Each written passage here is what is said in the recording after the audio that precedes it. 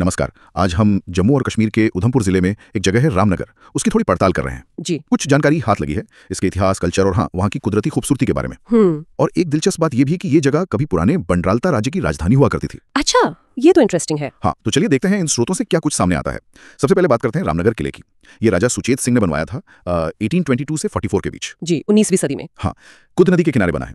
किला तो है, पत्थर की मोटी दीवारें, बुर्ज वगैरह दिखते हैं, पर इसकी वास्तुकला में मतलब डोगरा शैली की क्या खासियत है इसमें? देखिए, डोगरा आर्किटेक्चर में ना अक्सर आपको पहाड़ी तकनीक और मैदानी, खासकर थोड़ी मुगल शैली का मिक्स दिखेगा। ओके। इस किले में वो मजबूती, सुरक्षा पर जोर साफ दिखता है जो पहाड़ी किलों के लिए जरूरी था। हाँ। और वो जो मेन गेट पर नक्काशी है दुर्गा, भैरव, हनुमान जी, गणेश जी की, हाँ, उसका जिक्र है। वो उस टाइम की धार्मिक आस्था दिखाती है। और 1972 से ASI मतलब भारतीय पुरातत्व सर्वेक्षण इसकी देखरेख कर रहा है। अच्छा, तो मतलब नेशनल इंपॉर्टेंस की जगह है ये? बिल्कुल, ये इसके ऐतिहासिक महत्व को पक्का करता है। किले के अंदर एक पुराना महल भी है, राजा सुचेत सिंह पैलेस। सुना है पहाड़ी पर है, तो नजारे वहां से काफी अच्छे दिखते होंगे। हाँ, ऊंचाई पर होने का फायदा। और पास में ही एक और महल है, शीश महल। शीश महल, इसे बाद में राजा राम सिंह ने बनवाया था, शायद 1885 में।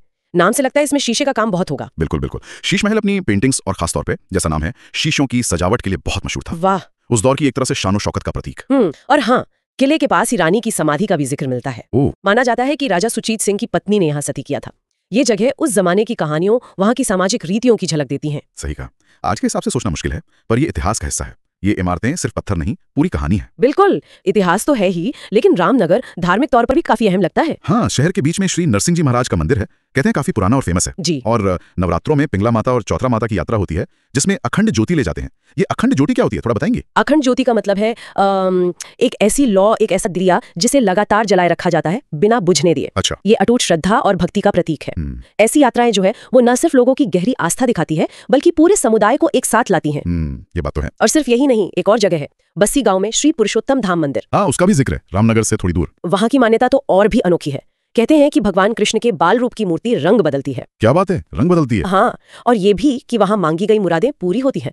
तो ये दिखाता है कि कैसे लोकल मान्यताएं और कथाएं किसी जगह की पहचान बन जाती हैं। वाकई दिलचस्प है। अक्षरधाम, गुफा, दिलसार का आपशंभू मंदिर और भी कई मंदिर हैं। अच्छा, अब जरा रामनगर के आसपास के माहौल, मतलब कुदरत की बात करें। ये शहर मनसा देवी नाले के किनारे बसा है, जो तवी नदी की सहायक नदी है। जी। इलाका ज्यादातर पहाड़ी है। सियोज ग्लेशियर, सामनाबंज हिल, गांध टॉप जैसी चोटियों का जिक्र है। क्या लगता है, इस तरह की ज्योग्राफी का वहाँ की संस्कृति पर भी कुछ असर पड़ा होगा? बिल्कुल हो सकता है। अक्सर देखा गया है कि जो पहाड़ी और थोड़े दुर्गम इलाके होते हैं ना, वो अपनी खास कल्चरल पहचान ज्यादा समय तक बचाए रख पाते हैं। हाँ, क्योंकि शायद बाहर का असर कम पहुंचता है। एग्जैक्टली। तो ये पहाड़ और घाटियां सिर्फ खूबसूरत नजारे ही नहीं देती, बल्कि शायद इन्होंने रामनगर की अपनी पहचान को बचाने में मदद भी की हो। और डूडू बसंतगढ़ हिल स्टेशन भी पास में है। जी। और प्रकृति की बात चल ही रही है तो रामनगर वाइल्ड लाइफ सैंक्चुरी। हाँ, वो तो जरूरी है। पटनी टॉप इलाके में तेंदुए, हिमालयी, काले भालू, भौंकने वाले हिरन भी। हाँ, और पक्षियों में हिमालयन मोनाल, कोकलस तीतर, काफी रिच वाइल्ड लाइफ लगती है। बहुत घने जंगल है, घास के मैदान है। नेचर लवर्स के लिए तो वाकई बहुत अच्छी जगह है। और आसपास मानसर झील और सनासर का भी जिक्र है। सनासर में वो हॉट एयर बलूनिंग भी होती है। हाँ, वो एडवेंचर के शौकीनों के लिए एक और आकर्षण है।